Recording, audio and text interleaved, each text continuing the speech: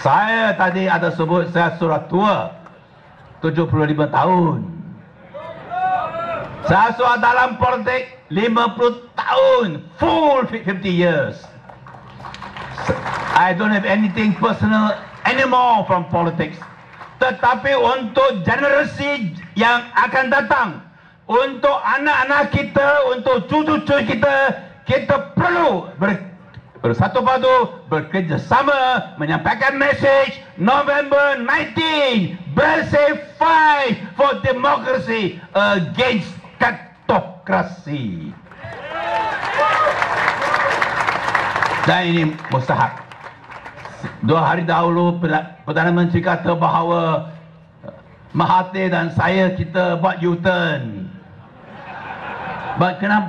Bagaimana kita boleh berduduk semeja untuk tujuan yang bersama?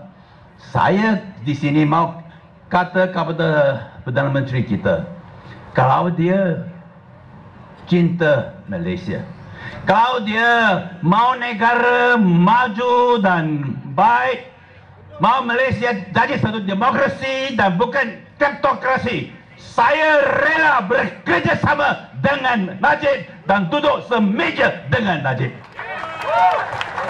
Dan bukan saya saja, saya percaya bahawa Ambika, bahawa Bel, Marichin, semua kita rela bekerjasama dengan Najib untuk selamatkan Malaysia, betul? Tetapi kalau dia tidak bersetuju, kita akan terus usaha kita tanpa Najib Perdana Menteri kita untuk selamatkan negara, untuk nasib anak-anak dan cucu-cucu kita, betul?